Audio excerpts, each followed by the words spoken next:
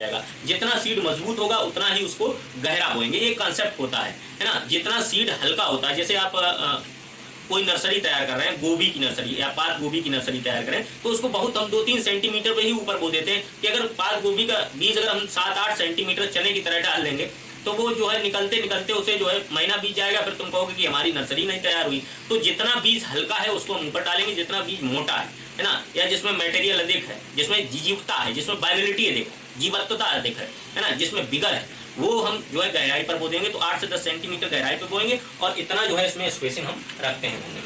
चलिए, इसी प्रकार से अगर हम बात करें रीजर में, तो गहरे कूण इसमें थोड़े ज्यादा गहरे बना देंगे। अब रीजर का मतलब फरो मेथड है ना। तो फरो में देखिए समतल में 8 से 10 बोया, अब फरो में जब कोण बनाएंगे तो गहराई अपने आप ज्यादा हो जाएगी। देखिए कोण वाले और समतल गन्ने में अंतर ये होता है कि समतल में कोई हमने वो नहीं किया। कोण और समतल वाला उन क्षेत्रों में बोया जाता है, समतल वाला उन क्षेत्रों में बोया जाएगा जहां हवा का ज्यादा प्रभाव नहीं होता है ना, ज्यादा हवा न चलती हो सामान्य क्षेत्रों में।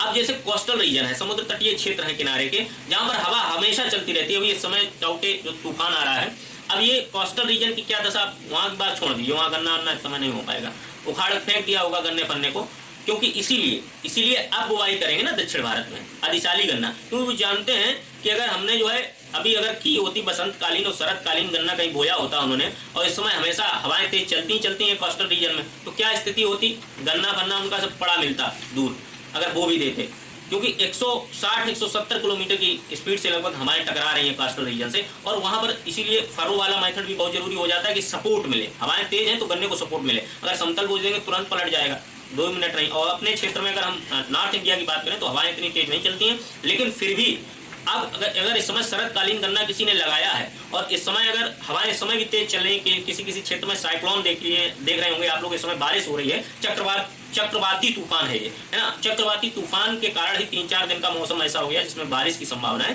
ज्यादा है। तो इसमें क्या है, गन्ना पलटने का जो है बहुत ज्यादा खतरा है ना, गन्ना आपका पलट सकता है। तो इससे पहले ही आप जो है उसमें मिट्टी चढ़ा देते तो गन्ना जो है नहीं पलटेगा, नहीं तो पलट जाएगा तुरंत। ठीक है, तो ये स्थिति है। ये फरो का मेथड है कि अगर गहराई पर किसी को ना किसी गिरने वाली वैरायटी हो या जहाँ हवा तेज चलती हो तो वहां जो है फरो में गन्ने की बुवाई करें। अब ट्रेंच मेथड हमने आपको बताई दिया है, समुद्र के किनारे वाले क्षेत्रों में गन्ने के गिरने से रोकने के लिए विधि अपनाई जाती है। और 20 सेंटीमीटर देखिए गहराई बढ़ाते जाएंगे, जैसे हमारे गन्ना गिरने का खतरा, ये बहुत बड़ी समस्या है ना गन्ने में गिरने वाली बहुत बड़ी समस्या है। सिर्फ प्रोडक्शन, आप किसी भी गन्ने के खेत में घुस जाइएगा, अगर किसान थोड़ा भी लापरवाह हुआ तो गन्ने को बचा नहीं सकता है बिना गिरा हुआ। और जब गन्ना गिर जाता है क्वालिटी खराब हो जाती है, चीनी मिले उस गन्ने को नहीं लेंगे, फिर आपको राब बनाओ या गुड़ बनाओ उसका, है ना, और या फिर सिरका बनाओ या फिर सीरा बनाओ, यही उसका काम रह जाता है। और जो ए क्वालिटी का आता है ना गन्ना, इसके लिए FRP रेट तय किया जाता है ना तो गन्ने के लिए, तो ये अगर ए क्वालिटी का गन्ना होगा वही चीनी मिलें लेंगी और उसका जो है पैसा लगभग 300, इस समय 350 रुपये कुंटल या 350 ऐसा कुछ बिक रहा होगा,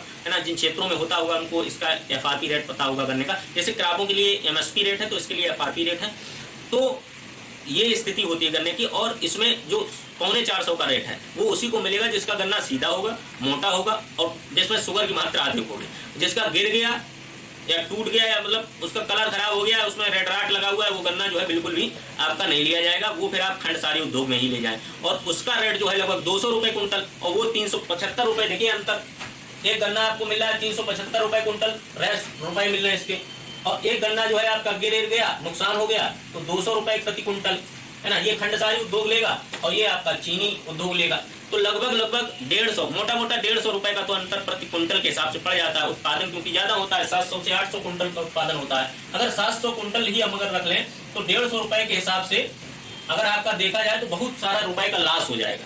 तो क्यों इसको जो है लास्ट में किया जाए, इसको अगर हम प्रॉपर मैनेजमेंट ही थोड़ा कर लेते, मिट्टी चढ़ा देते या कुंड में बो देते या ट्रेंच में बो देते और उसके साथ साथ हम बाद में टाइम कर देते तो आपका गन्ना नहीं गिरता, अच्छी वैरायटी होते आप, जिससे कि रेड वाट ना लगे, तो आपको दाम जो है गन्ने के फसल करने का आपको फायदा हो जाता। नहीं तो फिर जो है अगर आप आलस से करेंगे तो पैसे भी आपको आलस से मिलेंगे। और सबसे बड़ी बात है, आलस क्या है विद्यार्थियों, जो लोग थोड़े आलसी होंगे हम बता रहे हैं तो भाई में सो जाते हैं कुछ हड़के। आलस्य जो है, आलस्य जीवित व्यक्ति की कब्र है, समझ लीजिए आप। जो व्यक्ति जीवित है, आलस जो है उसकी कब्र है ना, जीवित व्यक्ति की कब्र है। तो समझ लीजिए आलस बिल्कुल नहीं करना। संस्कृत में एक दोहा भी था, हमने आपको बताया भी एक दो बार, अलसस कुतो विद्या अविद्येश कुतो धनम। आलसी को विद्या नहीं और विद्या के बिना धन नहीं अविध्यस्य कुतो मित्रम, और अलसस्य कुतो विद्या, अविध्यस्य कुतो धनम, अधनस्य कुतो मित्रम, और धन के बिना मित्र नहीं, और अमित्रस्य कुतो सुखम, और मित्र के बिना सुख नहीं। तो ये सारी चीजें अगर आपको पानी है तो आलस को जो है त्याग करना पड़ेगा। देखिए जिसने आलस त्याग दिया उसको गन्ने में रुपया मिल गया, अभी हमने आपको बताया। जिसने आलस त्याग दिया, सही से खेती की, उसे खेती में जो भी काम कोई अच्छा नहीं कोई बुरा नहीं, सब सही, आप पूरे डेडिकेटेड। पढ़ाई आप अभी लग रही होगी कुछ लोगों को शुभ रही होगी, लेकिन सबसे सरल काम तो यही है, इससे सब कठिन है, करके देख लेना चाहिए। ठीक है, तो आपको हमने बताया ट्रेंच विधि के विषय में, आपको हमने बताया फरो मेथड के विषय में, आपको हमने बताया समतल। देखिए समतल का मतलब है समतल तल के समान, यानी कि कम गहरा। फरो का मतलब थोड़ा ज्यादा गहरा, यही ज्यादा पूछता है, गहराई भी पूछ देता है ज्यादातर कि कौन सबसे गहरा बोया जाएगा। ट्रेंच का मतलब सबसे गहरा, क्योंकि उसको और मिट्टी की आवश्यकता, वहाँ हवाएं और तेज चलेंगी, सबसे मेन मोटो यही है। और रो से रो की स्पेस पूछ देता है, तो रो से रो वाली स्पेस आपको ज्यादा याद रखने की आवश्यकता नहीं, लगभग 90 सेंटीमीटर, 75 to 90 सेंटीमीटर लगभग यही वेरिएट करती है। ठीक है, इससे ज्यादा रो टू रो स्पेसिंग जो है करने की नहीं रहती है। और 3 आंखों वाला आपको जो है गन्ना बोना है, पेड़ी बोनी है। ठीक है, तो इतना आपको हमने बताया। अब अगली अगर हम बात करेंगे विद्यार्थियों, इसी में बुआई की विधियों में ही रोपाई की जो विधियां हैं, इसी में हम और बात करेंगे। अभी बहुत सारी विधियां हैं, तो आगे की विधियां हम देखेंगे। नेक्स्ट अगला देखते हैं। आगे देखिए दोहरी पंक्ति विधि, इसके बाद पार्था विधि, रेंग्यून विधि और एल्गिन विधि। इन सभी देखिए ये स्पेशल टाइप की विधियां हैं, है ना। कैसी विधियां हैं? स्पेशल टाइप की विधियां हैं। तो इनमें क्या होता है, देखिए दोहरी पंक्ति विधि जो विधि है आपकी, दोहरी पंक्ति विधि डबल रो मेथड है।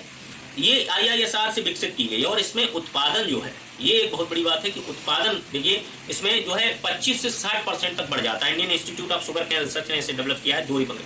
अब देखिए दोहरी पंक्ति विधि है क्या, इसमें उत्पादन तो बढ़ेगा, इसमें यह है कि स्पेसिंग का खेल रहता है कि 120 सेंटीमीटर, 90 सेंटीमीटर, फिर 120 सेंटीमीटर, फिर 90 सेंटीमीटर, इस तरीके से अरेंजमेंट किया जाता है इसमें।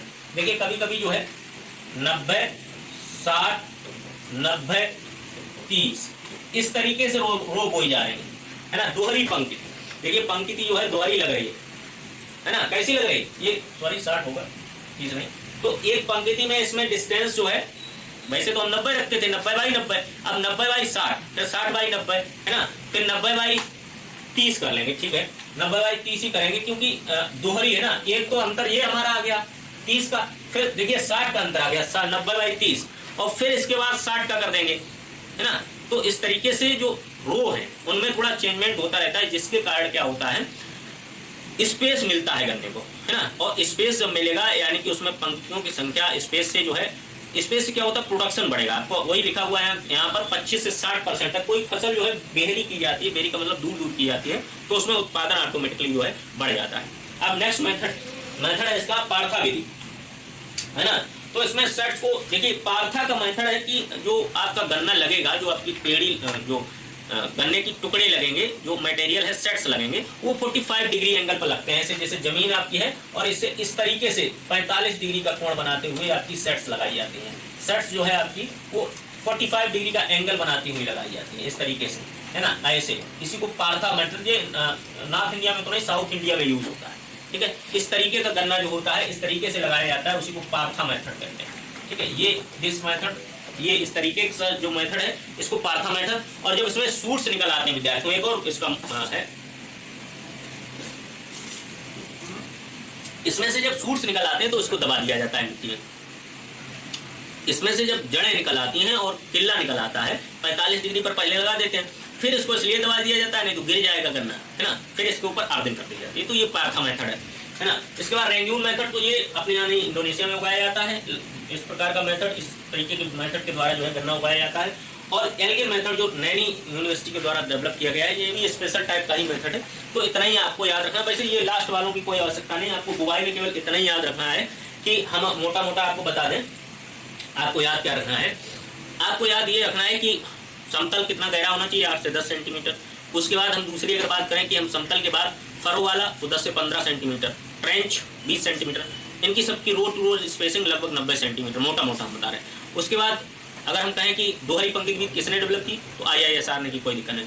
पार्था 45 डिग्री पर लगाते हैं, बस। इसके अलावा हमें कुछ नहीं याद रखना है। इतने में ही अगर बुवाई का कोई विधि आएगी या कुछ भी आएगा तो वो आपसे जो है इतने में से ही पूछ लेगा, इससे बाहर जो है पूछने की उसकी औकात नहीं है। ठीक है, तो अब हम विद्यार्थियों, इतना तो आपका हो गया सिस्टम। हमने बुवाई की विधियों के विषय में आपको सारा का सारा डिटेल में बता दिया। क्या पार्था होती है, क्या डबल रो होती है, क्या रेंग्यून होती है, क्या एल्गिन विधि होती है, क्या समतल विधि है, क्या फरो विधि है, क्या ट्रेंच विधि। इतना सारा जो है बुवाई के लिए हमने आपको मटेरियल दिया। चलिए आगे। अब देखिए प्रमुख प्रजातियों की बात हो रही है यहाँ पर, तो प्रजातियों में आपको बहुत सारा तो याद नहीं करना है। अगर प्रजातियां कहें तो हजारों प्रजातियां हैं गन्ने की, तो प्रजातियां ज्यादा नहीं आपको पढ़नी है, आपको उतनी पढ़नी है सिलेक्टेड जितनी हमने आपको बताई है। पहली बात, प्रजातियों के विषय में गन्ने में ज्यादा नहीं पूछा जाता है। एक प्रश्न हाँ पूछ सकता है कि जो है रेड राट के प्रति रेसिस्टेंट वैरायटी कौन सी है जो सबसे ज्यादा बोई जाती है, तो 0238 बस, इसके अलावा तो नहीं पूछेगा प्रजातियों में। लेकिन फिर भी हमने लिखा दिया क्योंकि प्रजातियों से गन्ने का ऐसा संबंध है कि हजारों प्रजातियां हैं और सबके आगे को लगा है, तो कोई मतलब नहीं होता उसका, कहीं कोसा कहीं कोसे, और इससे ज्यादा जो है इसमें पूछा नहीं जाता। ठीक है, तो चलिए फिर भी हम एक नजर में देख लेते हैं। को 1, को 1148, को 1158 और यूपी नंबर 1 कॉस 64, ये प्रमुख प्रजातियों की अगर हम बात करें तो को 1148 से 58 है, यूपी नंबर 1 है, और कॉस 64 है ना, कॉस। अब अगर हम बात करें तो स्पेशलाइजेशन इसमें हमने दे दिया है आपको। स्पेशलाइजेशन में कुछ जो विशेष प्रकार की प्रजातियां हैं वो विशेष कार्य के लिए ही हैं, उनके एक अपना स्पेशल वर्ग है, तो उनके लिए हम बात करेंगे अगर। तो सबसे पहले आती है हमें जल भराव वाली प्रजातियां, यानी कि जहां पर जल भराव हो जाता है जिन क्षेत्रों में, वहां पर कौन कौन सी प्रजातियां हमें प्रमुख रूप से उगानी चाहिए। तो कॉस 771 है और कॉस 304 है। ये दो प्रजातियां जो है ये जल भराव के लिए उत्तम प्रजातियां, यानी कि जल भराव वाले क्षेत्र अगर होते हैं तो वहां पर ये प्रजातियां प्रमुख रूप से उगाई जाती हैं। एक तो कॉस 771 है और दूसरी कॉस जो है 334 है। ये जल भराव वाले क्षेत्रों में उगाई जाने वाली प्रजाति।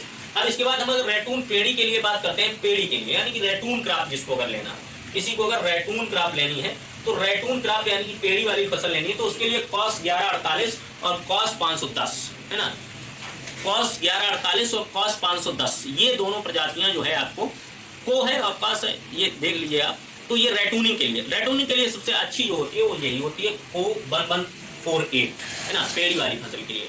अगर अब हम नेक्स्ट बात करते हैं तो सूखा वाले क्षेत्रों के लिए, तो डिजर्ट रीजन मतलब जहां पर ड्राई रीजन होता है तो उसमें भी ये काम कर जाती है को 1148 और को 421।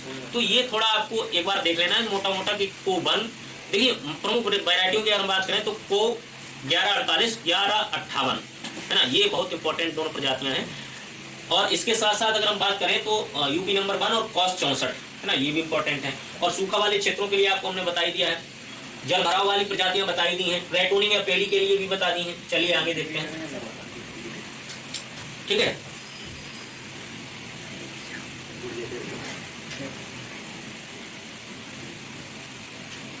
अगर हम अगली बात करते हैं विद्यार्थियों तो सह फसली खेती के लिए उचित प्रजातियां। अब अगर हम गन्ने की इंटरक्रॉपिंग करते हैं, क्या करते हैं इंटरक्रॉपिंग, सह फसली, तो इंटरक्रॉपिंग में अच्छी प्रजातियों की अगर हम बात करें तो यूपी 15 है, कॉस 802 है, 7918 है, कॉस 802 है और 7918 है कॉस, और यूपी जो है 1 और 5 है। ये सह फसली यानी कि इंटरक्रॉपिंग के लिए इंपॉर्टेंट वैरायटी है। किसके लिए है? इंटरक्रॉपिंग के लिए। अगर हम अधिक गुड़ वाली प्रजातियां देखें तो गुड़ जिसमें अधिक है तो 86005 और 86008 है,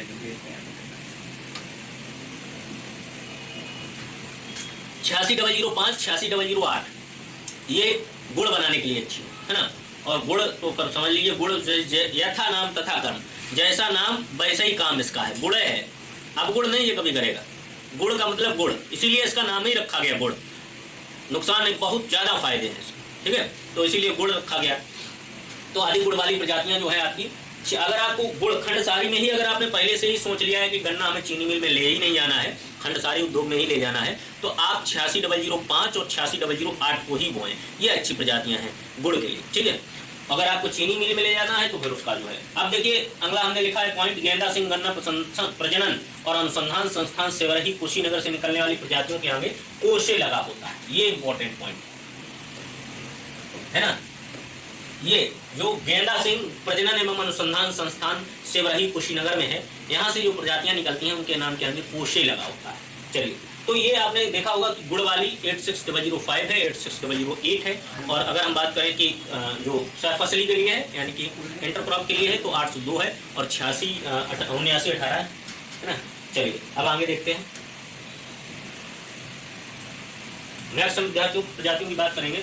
तो शुगर कैन ब्रीडिंग इंस्टीट्यूट से जो ज्यादा प्रजातियों के नाम के आगे को लगा है, तो को वो है कोयम्बटूर के कारण, ये देखिए को का मतलब है कोयम्बटूर, कोयम्बटूर, ये भी हम आपको बता चुके होंगे। कोयम्बटूर से जो प्रजातियां तमिलनाडु से निकली हैं तो शुगर कैन ब्रीडिंग इंस्टीट्यूट से निकाली गई है कोयम्बटूर से, तो उनके आगे जो है को लगा। अब अगर हम बात करें शाहजहांपुर अनुसंधान केंद्र, जो शाहजहांपुर में है, उत्तर प्रदेश में ही है ये भी। देखिए उत्तर प्रदेश में 2 सेंटर हैं गन्ने के।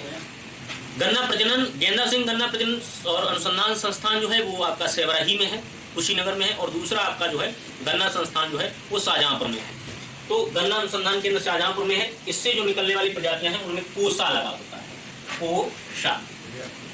कोसा वाली जो प्रजातियां हैं वो शाहजहांपुर से हैं, और कोसे वाली जो प्रजातियां हैं वो सेवराही से निकाली हैं, कुशीनगर से। तो इतना आपको जरूर याद रखना है कि कोसा, कोशे कहाँ से निकाली गई और को कहाँ से निकाली गई। तो को जो है कोयम्बटूर हो गया, कोसा जो हो गया वो आपका शाहजहांपुर हो गया। सा मतलब शाहजहांपुर, से मतलब सेवराही, आपको इतना ही याद करना है। सा का मतलब शाहजहांपुर है ना, इसीलिए इसका नाम क्या है, देखिए सा लगा हुआ है। जैसे को का मतलब गन्ना और सा का मतलब शाहजहांपुर, और वहां पर देखिए को और से का मतलब सेवराही। सेवराही कहाँ है, कुशीनगर में है, और सा कहाँ पर है, शाहजहांपुर में। बात खत्म हो गई, याद नहीं करना है ना, याद ही नहीं करना है। क्यों? क्योंकि सेवराही का मतलब से और सा का मतलब शाहजहांपुर, बात खत्म हो गई। और को का मतलब कोयम्बटूर, इतना आपको याद रखना है।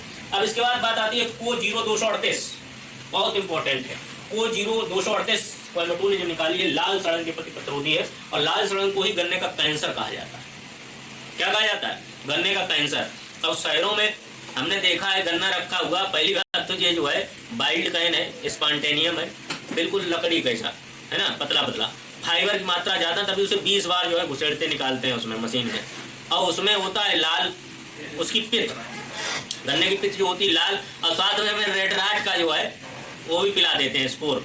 रेड राट है वो उसी पिलाते रहते हैं, उसी घुमाते रहते हैं, और नींबू का जूस रस डाल देते हैं, जिससे हमें पता ही नहीं चलता है कि रेड राट, हम जो है फंगस पूरा पी जाते हैं, रेड राट वाला जो भी है, ठीक है। कोलेक्ट्रोट्राइकम जो है खूब पीते हैं, ठीक है। तो गन्ना जो है नेक्स्ट है सहफसली के रूप में 2:2 के गेहूं और गन्ने का अनुपात, ये आप याद रखना इंपॉर्टेंट है कि गेहूं के साथ अगर गन्ना बोया जाए, देखिए कब बो पाएंगे, ये भी एक बात है। आप अगर समझने का योग्य व्यक्ति होंगे तो समझ जाएंगे कि गेहूं और गन्ने की अगर इंटरक्रॉपिंग हम करते हैं तो 2:2 में करते हैं। कब करेंगे, ये भी एक विषय आता है। तो देखिए जो गेहूं हमारा अक्टूबर नवंबर में बोया जाता था, उस समय कौन सा गन्ना बोया जाता है? उस समय शरदकालीन गन्ना है ना, शरदकालीन। और शरदकालीन एक साली वाला है, तो शरदकालीन उसी समय बोया जाएगा, और गेहूं के साथ इंटरक्रॉपिंग कर दीजिए। गेहूं आपका जो है कट जाएगा इस समय मई तक, अप्रैल मई में, और गन्ना फिर आप खूब काटिए, और चाहे भूनिए, जो भी करिए, चाहे चूसिए, है ना। तो ये है आपकी जो है बात इंटरक्रॉपिंग, ठीक है। चलिए नेक्स्ट। अब देखिए खाद की बात हमने बता दिया था आपको पहले कि गन्ने में जो है हाईली न्यूट्रिएटिव क्रॉप है, बहुत ज्यादा खाद की आवश्यकता पड़ती है। तो लगभग 150 kg तक नाइट्रोजन है, 80 किलोग्राम तक इसमें जो है फास्फोरस है, और उसके बाद जो है पोटास है, ठीक है।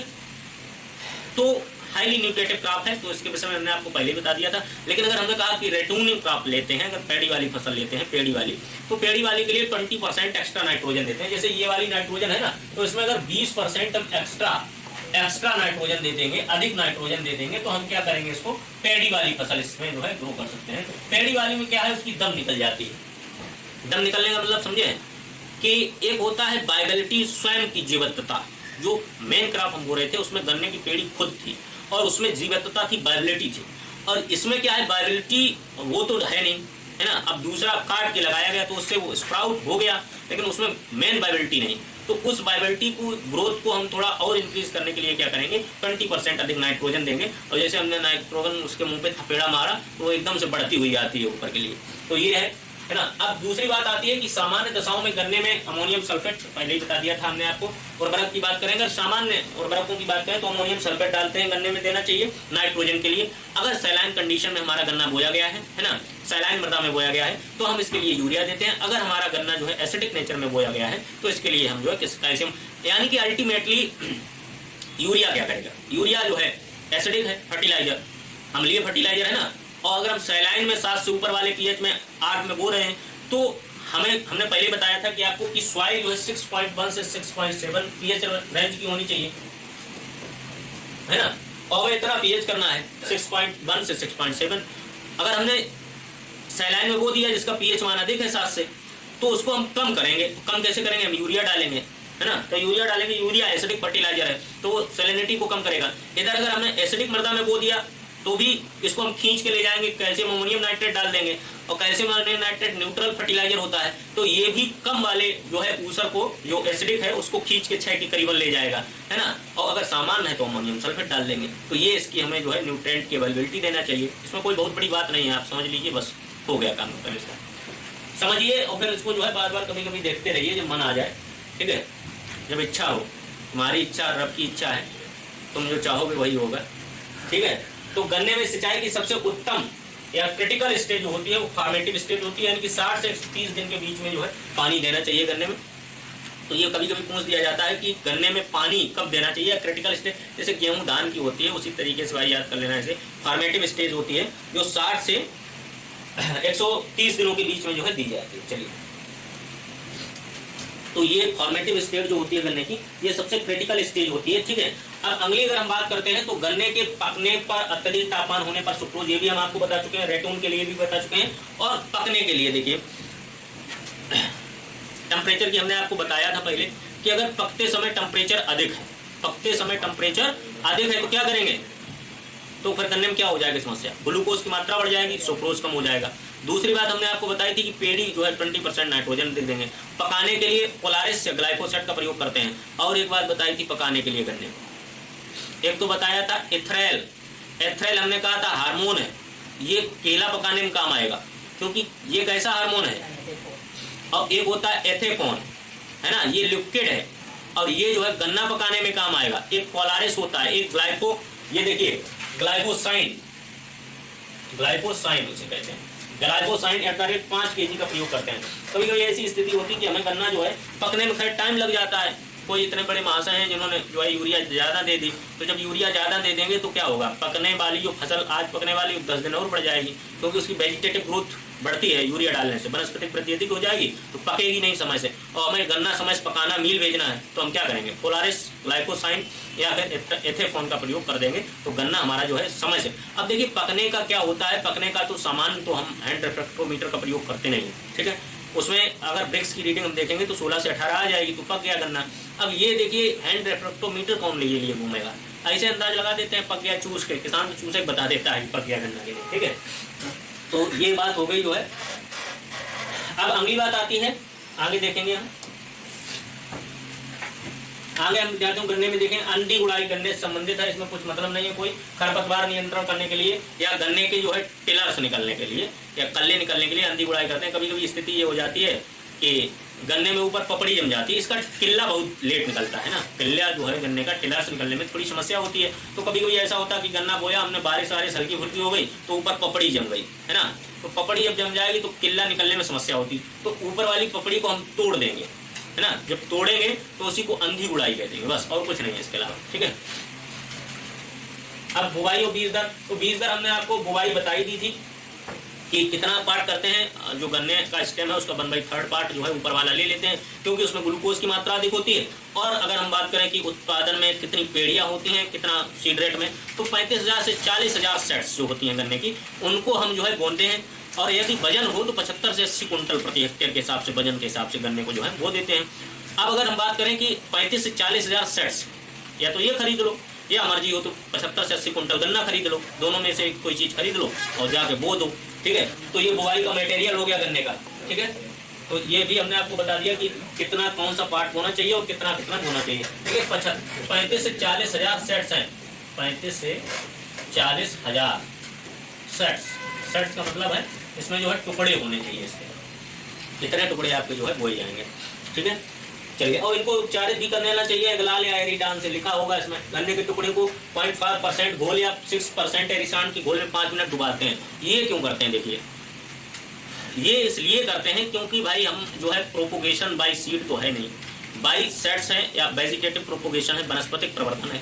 और वनस्पतिक प्रवर्धन जब हम करेंगे, काटेंगे बेचारे को, किसी को तुम काट दोगे तो इन्फेक्शन नहीं होगा क्या, इन्फेक्शन होने का खतरा है। तो इसीलिए इन्फेक्शन को कम करने के लिए या खत्म करने के लिए हम क्या करते हैं, एगलाल या एरिटान सीड्स का जो है बीज का उपचार करते हैं। बीज अब इसी को कह देंगे, जो हमारा प्रोपोगेटिंग मटेरियल है वही सीड है एग्रीकल्चर में, बायो नहीं, बायो में तो इंटीगुमेंटेड ओव्यूल है वो सीड है, लेकिन हम इसमें एक मोटे भाषा में एग्रोनॉमी में ले लेते हैं कि जो हमारा प्रोपोगेटिंग मटेरियल है वही सीड है। चलिए चाहे रनर्स हो, चाहे सकर्स हो, चाहे स्टेम हो, चाहे कुछ भी हो, एक्सेट्रा जो भी हो, वो हमारा सब सीड है। अब अगर बायो की हम बात करते हैं, कहेंगे एंटीडोब्यूल ऐसे कैसे बीज हो गया जी, है ना। तो हम जो बोल रहे हैं वही हमारा बीज, ये एग्रोनॉमिक भाषा कहती है, ठीक है। बायो की भाषा कुछ अलग कहती है। तो ये स्थिति है। अब एरिक्लाल या एरिटान का जो है 5 मिनट तक डुबा देते हैं। इसमें क्या है, इन्फेक्शन का खतरा जो है कम हो जाता है। जैसे रेड राट वगैरह कुछ महान लोग हैं, है ना, RSD है, ये इस तरीके के जो रोग हैं वो हमारे गन्ने में न लगने पाए, तो उनके लिए हम 5 मिनट उसको डुबो देंगे, तो इन्फेक्शियस मटेरियल जो है उसमें बैक्टीरिया, वायरस या फंगस का जो भी प्रभाव है वो कम हो जाएगा, ठीक है। तो इसलिए इसका जो है सीड उपचार करते हैं। अब इसके बाद करते हैं गन्ना बोते समय 5 लीटर गामा BHC 20 EC को 8000 लीटर पानी में मिलाकर बोने से तना छेदने का, देखिए तना और दीमक, देखिए दीमक तो खैर है ही है, सैग्रम ऑफिस को ही नोवल कैन कहते हैं। ये तो एक पॉइंट लिख दिया हमने, पहले भी आपको बताया था, फिर इसमें लिख दिया गया, चलिए कोई बात नहीं। अब हम खेल बताते हैं कि BHC बेंजीन हेक्साक्लोराइड जो है धूल होती है ये, और 20 EC को जो है क्यों देते हैं। अब ये देखिए दीमक है बहुत बड़ा समस्या करने में कि दीमक लग जाती है, और दीमक लगती कहाँ पे, जड़ों से।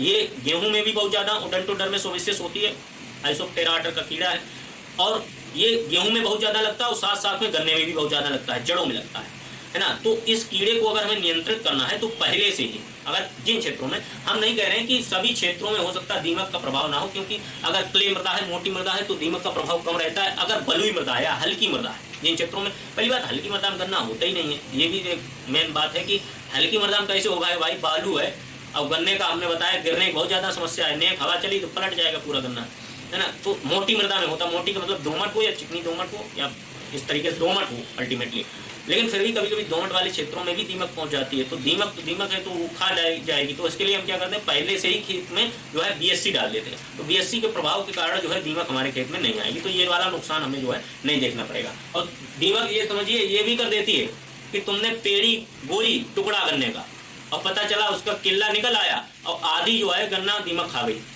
है ना। जब आधा गन्ना का टुकड़ा जो है पूरा जो है दीमक खा जाएगी, तो फिर बचेगा क्या उसमें, तो फिर उसकी जीवंतता कम हो जाएगी, गन्ने का प्रोडक्शन अपने आप घट जाएगा। तो इसलिए सुरक्षित जो है तरीके से BHC डालना चाहिए, जिससे कि हमारा जो है पेड़ी सुरक्षित, गन्ना सुरक्षित रहे, जो अंदर सेट्स हमने डाले हैं, नहीं तो पता चला सेट्स दीमक खाई जा रही है, तो फिर बचेगा क्या उसमें, ठीक है। और सबसे बड़ी बात ये होती है कि नीचे हम 8-10 सेंटीमीटर बोते हैं गन्ने को, और नीचे की दीमक जमीन में तो रहती है, तो वो सब चट कर जाएगी।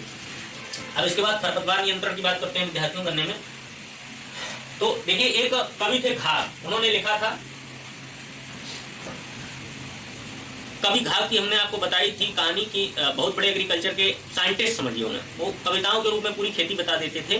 तो उन्होंने लिखा था 3 सिंचाई 13 गोड़, तब देखे ऊंची की पौड़, है ना, तब देखो ऊंची की पौड़, यानी कि 3 सिंचाइयां कर दीजिए मेन स्टेज पर, और 13 गोड़ यानी कि गुड़ाई कर दीजिए। 3 सिंचाई 13 गोड़, तब देखो ऊंची की पौड़, समझ गए, है ना। 3 सिंचाई कर दीजिए, 13 गोड़ कर दीजिए, और ऊंची की पौड़ समझ लीजिए, मतलब गन्ना निकल गया, काम खत्म। तो इस तरीके से भी एग्रीकल्चर को पढ़ना। अगर मान लीजिए कहीं लिखने को आ गया, और आपने ये है कहीं आप परीक्षा दे रहे हैं, कोई लिखने वाली, और आपने ये डबल इन्वर्टेड कामा में लिख दिया, तो एग्जामिनर जो है तुम्हारे ऊपर इतना प्रभावित होगा कि 6 नंबर का है प्रश्न, तो 6 तो देगा ही देगा, हो सकता 6.5 दे दे, ठीक है। तो ये आपको याद रखना है ना। ये देखिए ये प्रसन्नता वाले प्रश्न होते हैं, बहुत सारे हमने देखे हैं, प्रोफेसर शायद जो भी हैं विश्वविद्यालयों में, तो घाघ को बहुत फॉलो करते हैं, क्योंकि घाघ ने इतना सटीक ही लिखा था जिसका मतलब कोई तोड़े ही नहीं आज तक एग्रीकल्चर में, है ना। तो उसको आप जरूर लिखिए, वो प्रसन्न करने के लिए। चलिए अब देखते हैं खरपतवार नियंत्रण के लिए आगे। तो गन्ने में खरपतवार अंकुरण के पहले ही जो है मेट्रिबुजाइन का प्रयोग कर देते हैं, क्योंकि मेट्रिबुजाइन जो होता है तो ये खरपतवारों को जमने ही नहीं देगा। 750 लीटर पानी में घोलकर मेट्रिबुजाइन जो होती है उसको 750 ग्राम मेट्रिबुजाइन जो होती है, यानी कि लगभग पाउंड किलो के करीबन मेट्रिबुजाइन 600 लीटर या 700 लीटर पानी में घोलकर हम छिड़काव करते हैं, मतलब पहले से ही प्री इमरजेंस के रूप में इसको प्रयोग करते हैं मेट्रिबुजाइन को। तो खरपतवार जो है नहीं उगेगा। लेकिन जो घाघ ने लिखा है, समझिए उस समय मेट्रिबुजाइन थी नहीं जब घाघ थे, है ना, उस समय केमिस्ट्री इतनी डेवलप नहीं कर पाई, घाघ पहले से थे, तो उन्होंने मेट्रिबुजाइन का नाम ही नहीं लिखा, उन्होंने तो वही गुड़ का नाम लिखा है, 3 सिंचाई 13 गुड़, यानी कि सिंचाई उस समय समझ लीजिए थी, लेकिन ये रसायन नहीं था, तो उन्होंने गुड़ाई की बात की। अगर हम कहें कि अगर मेट्रिबुजाइन और गुड़ाई में, तो हम प्रेफर करेंगे गुड़ाई को। अगर गुड़ाई आप पहले कर देते हैं गन्ने में, तो पेड़ी बहुत ज़्यादा अच्छी हो जाएगी। और मेट्रिबुजाइन का डालेंगे फिर भी खरपतवार तो नहीं, लेकिन उसका कहीं ना कहीं इम्पैक्ट जो गन्ने के ऊपर भी देखने को मिलता है। तो 600 लीटर पानी में घोलकर इसका जो है प्रयोग करते हैं। अब प्रमुख खरपतवारों की अगर गन्ने में बात करते हैं तो दूब घास हमने कहा सीजनल है, सब जो है क्योंकि पूरी साल की फसल होती है ना गन्ने की, अर्धसाली और एकसाली दोनों है, तो दूब घास हो गई, दूब घास के साथ मोथा हो गया, देखिए मोथा हो गया, ये तो प्रमुख रूप से खरीफ ऋतु का है, दूब घास तो है ही है। पत्थर छिटा है, ये ज्वासा है, गहरी, ज्वासा गहरी, ज्वासा गहरी एक साथ होती है, मतलब इसका नाम है ज्वासा गहरी खरपतवार, हिरणपुरी होती है इत्यादि। सोरगन हेल्पेंस भी होती है, बरू घास, अगर लिखना चाहें तो लिख लें, बरू घास इसे कहते हैं, ये भी खरीफ ऋतु में बहुत ज्यादा लगती है गन्ने में, बरू घास। कुछ लोग तो ऐसे हैं जो बरू घास और गन्ने का अंकुरण नहीं समझ पाते हैं, एक ही साथ में होता है। जैसे गन्ना है उसी तरीके का अंकुरण बरू घास का होता है, बिल्कुल किल्ला निकलता है ऊपर की तरह, लोग सोचते हैं कि ये गन्ने का पौधा निकल रहा है, और जब वो बड़ा होता है तो गन्ना बेचारा फिर पत्ती चौड़ाती है गन्ने की, और बरू की उतनी पतली रहती है, फिर वो पता चलता है कि ये तो खरपतवार था, है ना। मतलब खरपतवार जो होते हैं बहुत जल्दी रंग बदलते हैं, ऐसे मानव जीवन में जो तुम्हारे साथ खरपतवार हैं, बीट्स हैं, वो रंग बदल देंगे, तुम्हारे कैसे बन जाएंगे तुम समझ नहीं पाओगे, बाद में उनका कलर खुलेगा। तो वही बरू घास की स्थिति है। तो अब अगला हम देखेंगे, अगर गन्ने में मिट्टी चढ़ाने की क्रिया को अर्थिंग कहते हैं। अर्थिंग का मतलब मिट्टी चढ़ाना, ठीक है, पहले बता चुके हैं हम आपको, अर्थिंग करनी नहीं चाहिए, जुलाई से पहले अर्थिंग कर देनी चाहिए, जून से पहले, क्योंकि पानी देखिए गिर रहा है इस समय, और पहले कर देनी चाहिए। ये तो साइक्लोनिक वेव आ गई तो अर्थिंग नहीं की होगी, उन लोगों को गन्ना गिर पड़ा होगा, बसंतकालीन वाला या शरतकालीन वाला। बसंत तो नहीं गिरा होगा, खैर अभी छोटा होगा, लेकिन शरतकालीन का नुकसान हो गया होगा, है ना। अब देखिए टाइम हमने आपको बताई दी थी कि 1.5 मीटर का जो है, अगर हमारा गन्ना है और 1.5 मीटर गन्ने को 7-8 गन्ने को इकट्ठा करके बांध देते हैं। और ये देखिए टाइम की मेथड जो है विदेशों में काफी ज्यादा प्रचलित है, चाइना हुआ, इंडोनेशिया हुआ, अपने यहाँ इसलिए नहीं क्योंकि अपने यहाँ जो है इस तरीके का गन्ना बोते हैं लाइन में ऐसा, है ना, वहाँ गन्ना जो होता है वो ऐसा गोल बोया जाता है इस तरीके से। अब देखिए आप 6-7 गन्ने जो है गोलाई बो दिए, तो टाइम करने में उन्हें समस्या नहीं होती है, वो ऐसे गोले में जो है ऊपर से बांध देते हैं, गन्ना गिरेगा नहीं, उनका बिल्कुल सेफ रहेगा। अपने यहाँ क्या है कि हम लाइन में बोएंगे, फिर उन्हें गोल करके बांधने में थोड़ी दिक्कत होती है, फिर हम क्या करते हैं, फिर हम एक इधर का उठाते हैं, एक इधर का, फिर हम ऐसे गोला बनाते हैं इनका, तो ये थोड़ी समस्या है। और वो लोग जो है पहले से ही गोले में बो देते हैं, तो उनका नहीं गिरेगा, क्योंकि जो पहले से, अब भारत में भी कहीं कहीं पर इस मेथड को जो है प्रचारित किया जा रहा है, प्रचार हो रहा है, इसका डिमॉन्स्ट्रेशन लग रहा है लगातार कि ना गिरे, क्योंकि सबसे ज्यादा नुकसान लॉजिंग के द्वारा ही होता है, गिर जाता है, उसमें सुक्रोज घट जाता है, क्वालिटी डिटेरियोरेट हो जाती है, फिर हमारा गन्ना जो है प्रॉपर रूप से नहीं हो पाता। तो विद्यार्थियों इसके बाद जो है हमारा आज के टॉपिक को हम विराम देते हैं, कल फिर हम इसी यहीं से इससे आगे जो है डिजीज और इंसेक्ट के विषय में गन्ने में बताएंगे, और इसके जस्ट बाद आपकी जो है बायो की क्लास विद्यार्थियों चलने वाली है। तो कल जो है डिजीज और इसके पेस्ट, इंसेक्ट और प्रोडक्शन, इस सब के विषय में आप जो है पढ़ेंगे, कुछ टर्मिनोलॉजी भी इसमें है तो उसके विषय में बताएंगे। तो कल आप जो है इंतजार करिए, अभी आपको बायो वाले सर जो है बायोलॉजी के विषय में बताएं, ठीक है।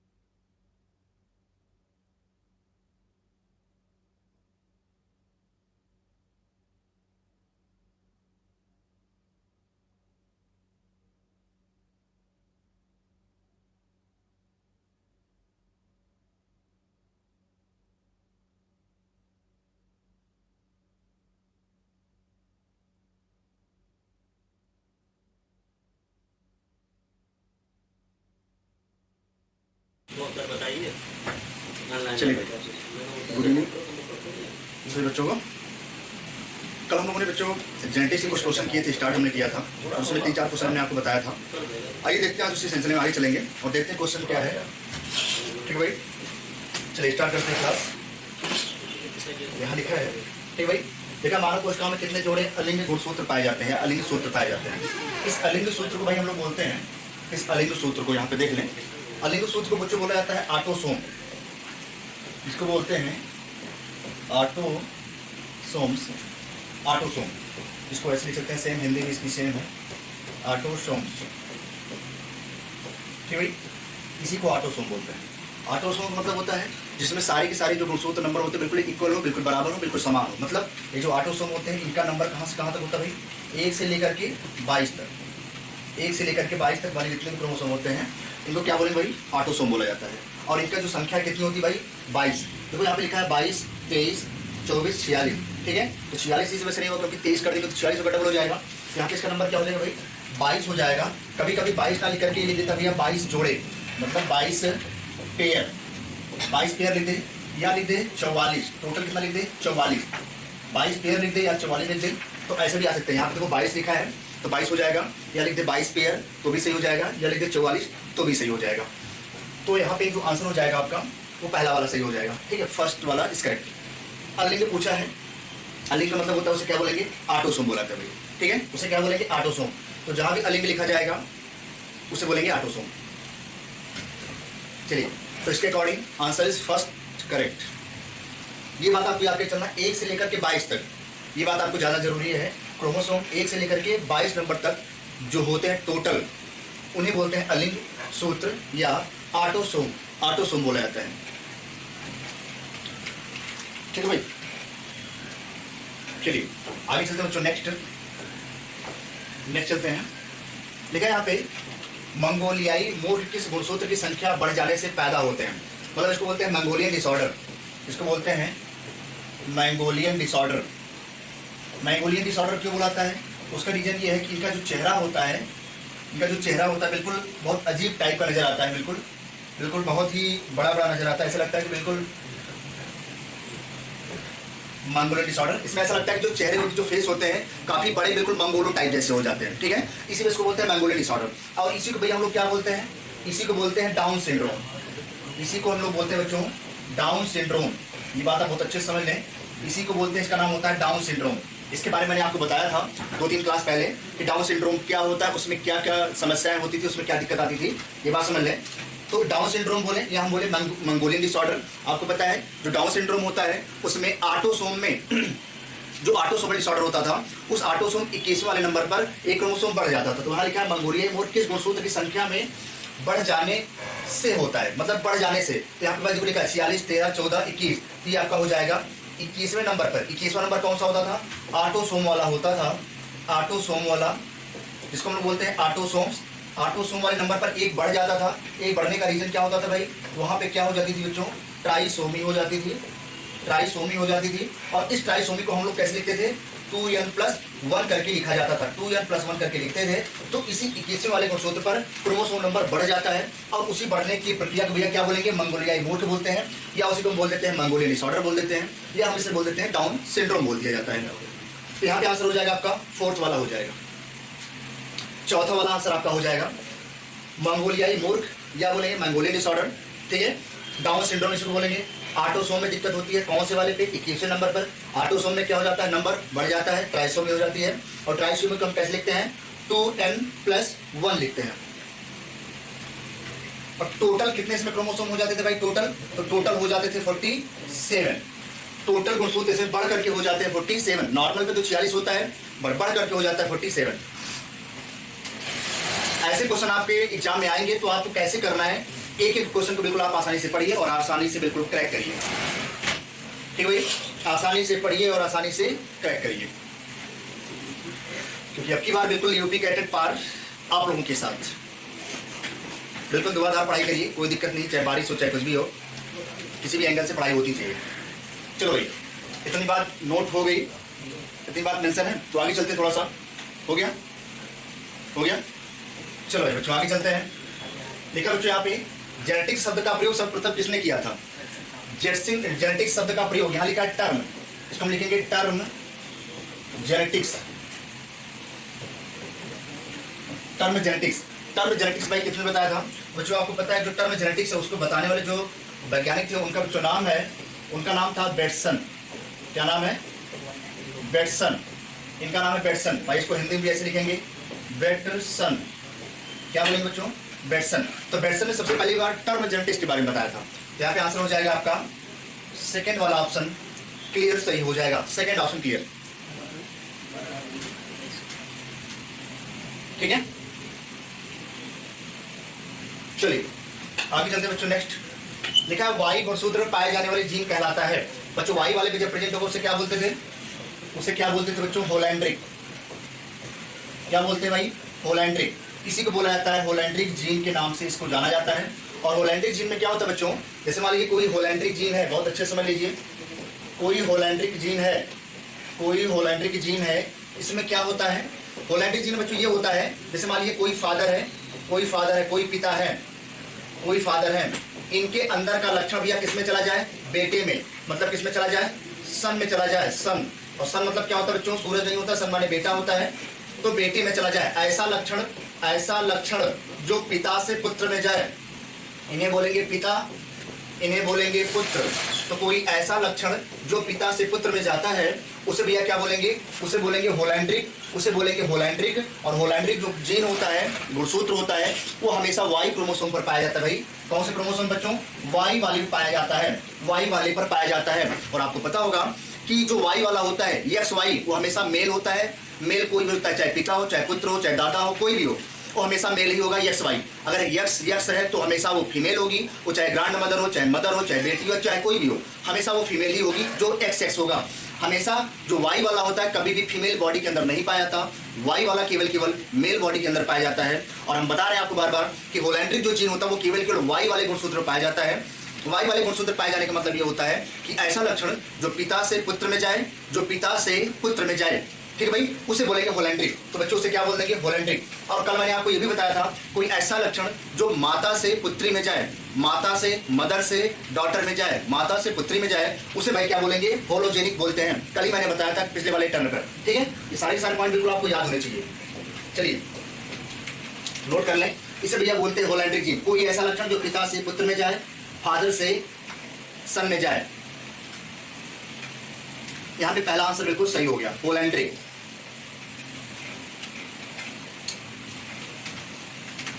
ठीक है भाई, इतनी बात समझ में आती है बच्चों को? इतनी बात सही बच्चों को समझ में आती है?